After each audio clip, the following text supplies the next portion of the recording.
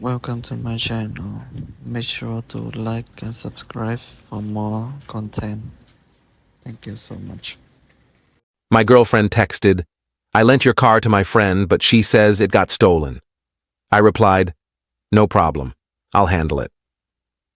2 days later, the police found it parked outside her friend's boyfriend's house. But when they opened the trunk, they didn't just find my car, they found something that made the news. I'm Marcus, 29, software developer living in Portland. I've been with Sarah for 3 years.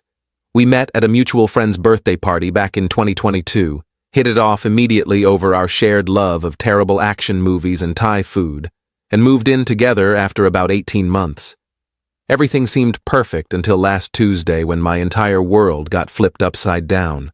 I was in the middle of a team meeting, discussing sprint planning with my colleagues, when my phone buzzed on the conference table. Sarah's text, "Hey babe, I lent your Accord to Jessica. She needed to run some errands, and her car's in the shop. Hope that's okay?" I stared at the screen, trying to process what I'd just read. Jessica was Sarah's friend from college, someone I'd met maybe 4 or 5 times total at various gatherings. She seemed nice enough, a bit scattered and flaky, but we weren't close, and Sarah knew I was particular about my car. It wasn't anything fancy or expensive, just a 2019 Honda Accord in silver, but it was mine. I'd saved up for it, paid it off early, kept it immaculate with regular maintenance and weekly washes. I texted back, trying to keep my frustration in check. Would have appreciated a heads up first, but okay. When's she bringing it back? 3 hours passed. My meeting ended. I grabbed lunch from the cafeteria, responded to some emails, and then another text from Sarah came through.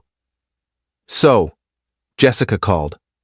The car got stolen. She parked it outside Target on Riverside, and when she came back out like 20 minutes later, it was gone. She already filed a police report. I'm so sorry, babe." My stomach dropped like I'd just gone over the peak of a roller coaster. I immediately called her, not even caring that I was standing in the middle of the office. "Sarah? What the hell happened?" I know, I should have asked you first." But Jessica was desperate, and you were in meetings all morning, and I thought, where exactly did this happen? The Target on Riverside Drive, near the mall. She was only inside for like 20 minutes, she swears. When she came back, the car was just gone. And she filed a report already? Yeah, she's at the police station right now giving her statement. They said they'll call you to confirm everything since it's registered in your name. I took a deep breath, trying to calm the rising panic. Okay, I'll handle it, we'll talk about this when I get home. You're not mad at me? We'll talk later, Sarah. I wasn't mad exactly. I was confused, frustrated, and something else I couldn't quite name. The whole situation felt off, like when you smell smoke but can't see the fire.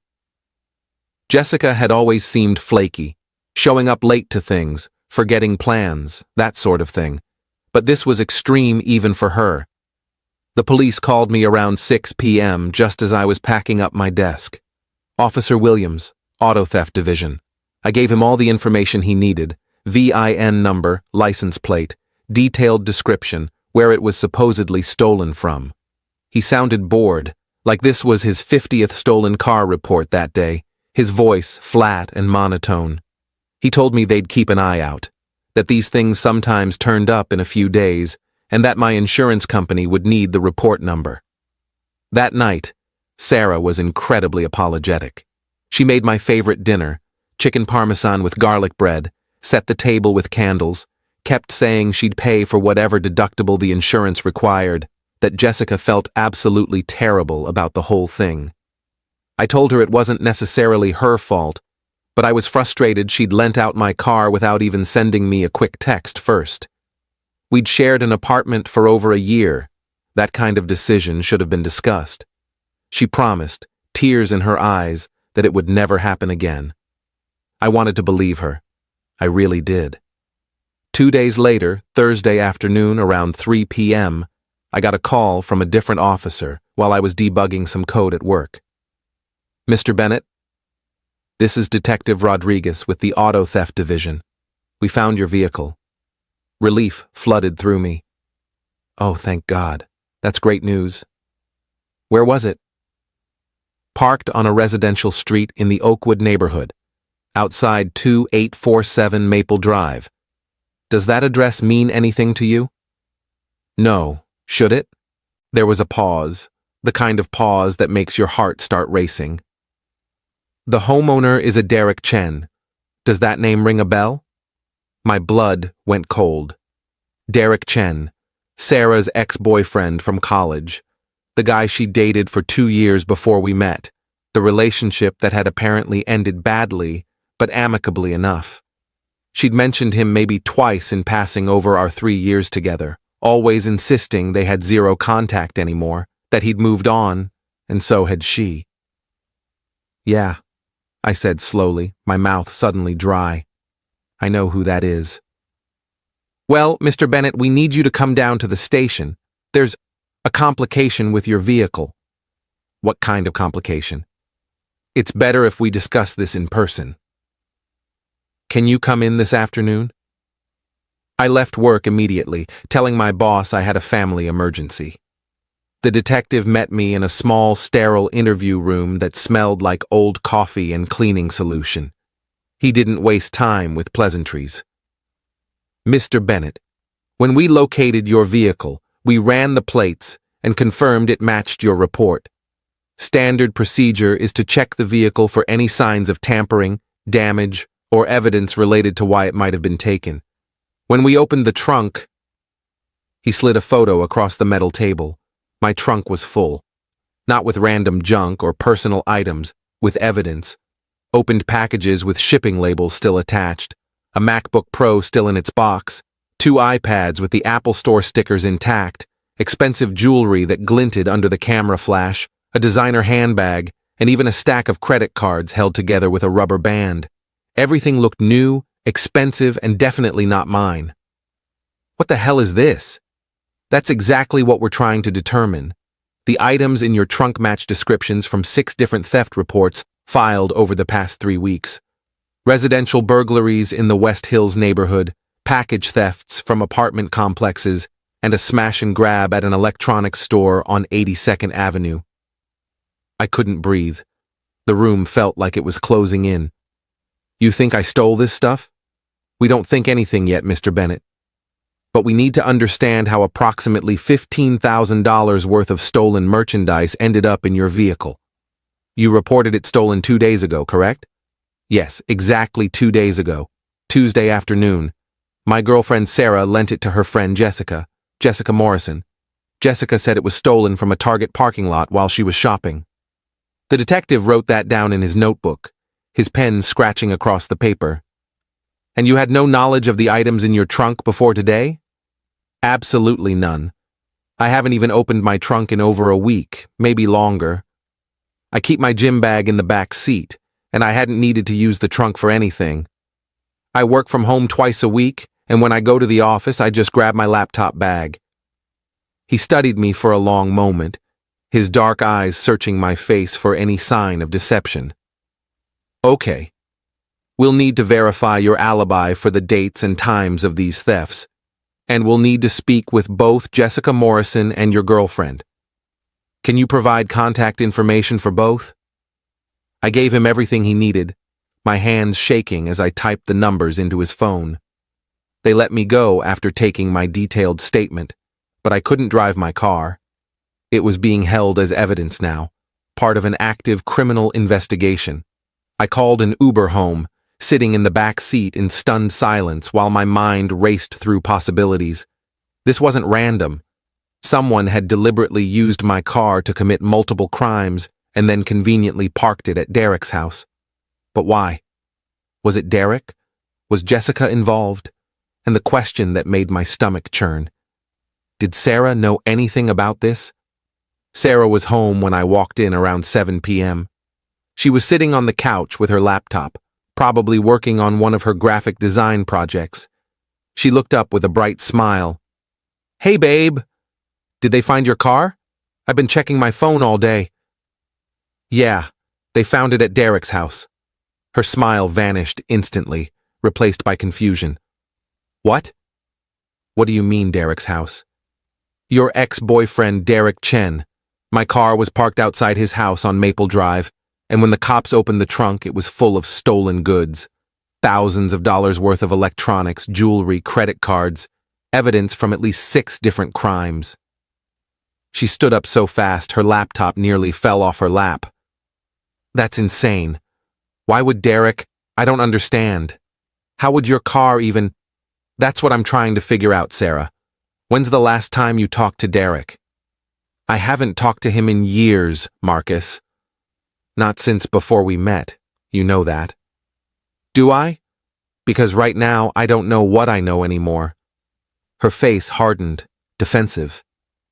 What are you implying? I'm not implying anything. I'm asking direct, simple questions because my car was found at your ex-boyfriend's house full of stolen merchandise exactly 2 days after you lent it to your friend without asking me first. Jessica wouldn't be involved in something like that. Does Jessica know Derek? Sarah went completely quiet, her face draining of color. Sarah, answer the question. They dated briefly. After Derek and I broke up, it was just for a few months, nothing serious. The room tilted. I sat down hard on the armchair. And you didn't think to mention that little detail when you handed my car keys to your ex-boyfriend's ex-girlfriend? It was so long ago, Marcus. Like 5 or 6 years. I didn't think it mattered. It matters now. It matters a whole hell of a lot now. Don't yell at me. I didn't do anything wrong. You lent my car to someone without asking, and that someone gave it to a criminal who used it to commit burglaries. How is that not doing anything wrong? We argued for another hour before I finally retreated to the guest room, too angry and confused to even look at her. Update 1. The police called Jessica in for questioning the next day, Friday morning. I didn't hear the details directly from her, but Detective Rodriguez called me that evening around 6 p.m. with an update that made everything so much worse. Mr. Bennett, Jessica Morrison came in this morning. After about 2 hours of questioning, she admitted to lying about the theft from Target. She says she lent the car to Derek Chen, claims she didn't know what he was using it for, that he told her he needed to move some furniture and his truck was broken down. Did Derek confess to anything? He lawyered up immediately when we brought him in, wouldn't say a word without his attorney present, but we executed a search warrant on his residence this afternoon, found more stolen property in his garage, including several items that match the inventory from your trunk. We're building a solid case against him. So Jessica was in on it? She knew what he was doing? We're still investigating the full extent of her involvement and knowledge. Her story is that Derek asked to borrow a car for moving furniture, and she offered yours since she had access to the keys through Sarah. She claims she had absolutely no knowledge of the thefts or what he was really doing. That's awfully convenient. It's a very common defense, Mr. Bennett. The DA will decide whether to charge her as an accessory to the crimes or offer her immunity in exchange for testimony against Derek. These decisions depend on what we uncover about her actual knowledge and involvement. I hung up and immediately went to find Sarah. She was in the kitchen making tea, her movements slow and tired. She'd clearly been crying. Jessica lent my car to Derek. She admitted it to the police today. Sarah's face went pale, the mug slipping slightly in her hand. She what? Your friend, who you gave my keys to without asking, gave my car to your ex-boyfriend so he could drive around committing burglaries. And now I'm potentially implicated in multiple felonies. Do you understand how serious this is? Marcus, I had no idea any of this. How often do you actually talk to Jessica? I don't know, maybe once a week. We text more than we call. And in all those conversations, she never mentioned Derek? Never mentioned they were in contact again or seeing each other? Sarah's eyes welled up with tears. No, she never said anything about him. I swear. Did you know they were seeing each other again? She hesitated. That single moment of hesitation told me everything I needed to know. Sarah, tell me the truth. Okay, yes. Jessica mentioned a few weeks ago, maybe a month, that she'd run into Derek at a coffee shop downtown and they'd talked for a while. But she made it sound casual, like a one-time catch-up thing between old acquaintances. She didn't say they were dating or anything serious. And you didn't think to tell me this? You didn't think I'd want to know that your friend was reconnecting with your ex? Why would I tell you? It's not my business who my friends see or talk to. It's their private life. It became your business the second you gave her access to my property. It became my business when my car ended up being used in crimes. We didn't speak the rest of the night. The silence in our apartment was suffocating. I slept in the guest room again, staring at the ceiling until almost 3 a.m., my mind spinning through every conversation, every interaction, trying to figure out if I'd missed warning signs. Update 2. Over the weekend, the story broke in the local news. Saturday morning, there it was. Serial burglar arrested after stolen goods found in vehicle. They didn't name me specifically, thank God, but they mentioned the car had been borrowed from an unsuspecting party who had no knowledge of the crimes. My phone absolutely blew up with texts from friends and coworkers asking if it was my car they were talking about. I ignored most of them. What was I supposed to say?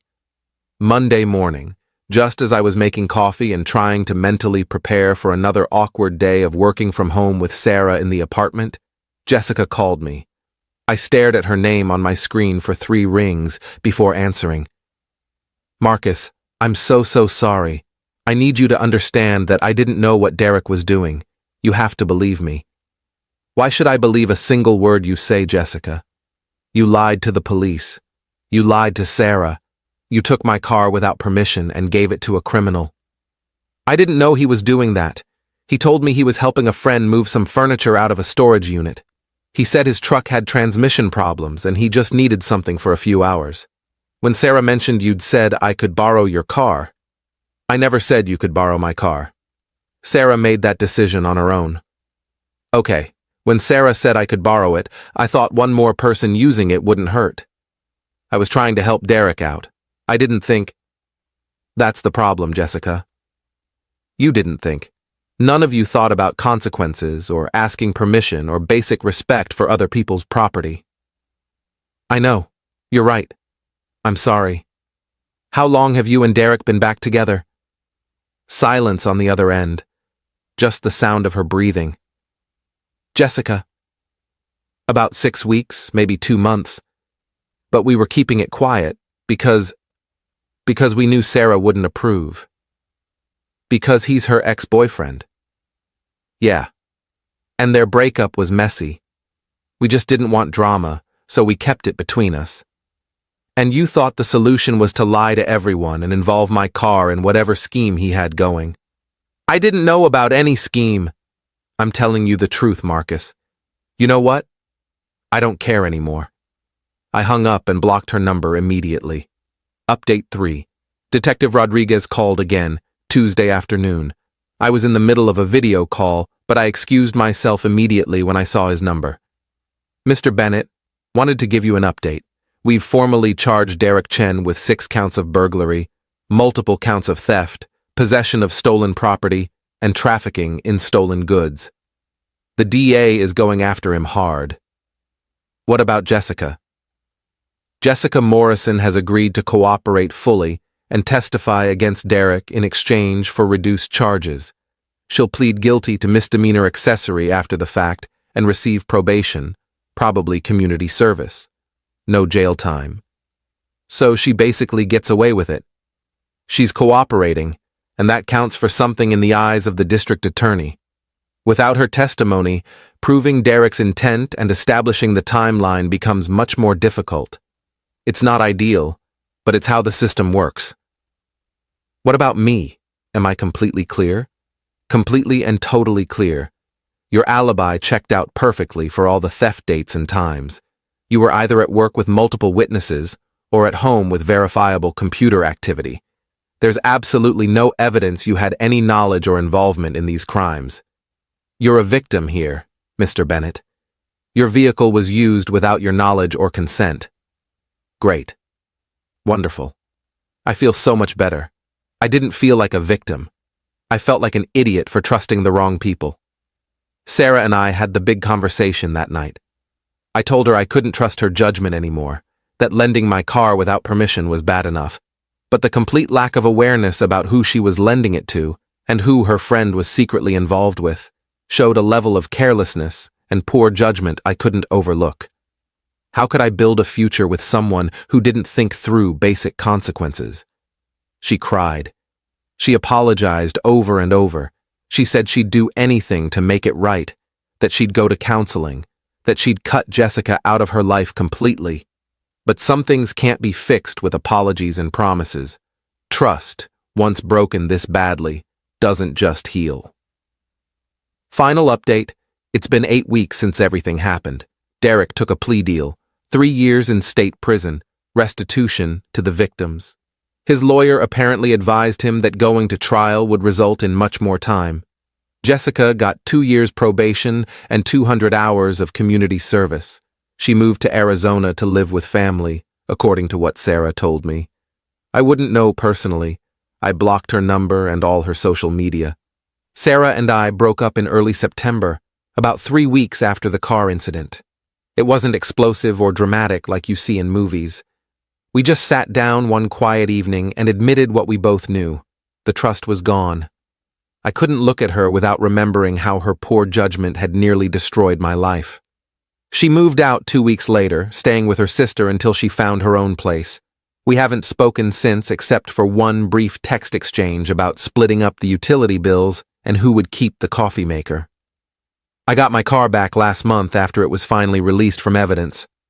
I paid for professional detailing twice to get rid of the feeling that it had been part of something dirty and criminal. I still drive it every day, but sometimes I look at the trunk when I'm loading groceries and think about how quickly your entire life can spiral out of control because of other people's decisions and lies. The weird part? I'm not even angry anymore. I'm just tired. Tired of people who don't think about consequences. Tired of trusting people who don't deserve it. Tired of cleaning up messes I didn't create. Tired of being collateral damage in other people's drama. But at least I know now. Never lend your car to anyone, even if the person you love vouches for them. Some lessons cost you a relationship, nearly a criminal record, and a whole lot of sleep. Edit 1. A few people in the comments asked if I sued Jessica or Derek for damages. My insurance covered the detailing costs, and I didn't have any other significant financial losses. My lawyer said I could potentially pursue civil damages for emotional distress, but honestly, I just wanted to move on with my life and forget this whole nightmare. Edit 2. For those asking about Sarah, no, I don't think she was directly involved in the thefts or had any knowledge of what Derek was doing. I genuinely believe she was just oblivious and didn't think through the consequences. But oblivious can be just as damaging as malicious when it affects your life this badly. Edit 3. Yes, I changed my locks after Sarah moved out. And yes, I got my spare key back from her. No, I'm not dating anyone right now. I'm focusing on myself, my career, and rebuilding my ability to trust people. Therapy has actually been helpful. Thank you so much for watching. Hope you enjoyed the video. Make sure to like and subscribe for new content.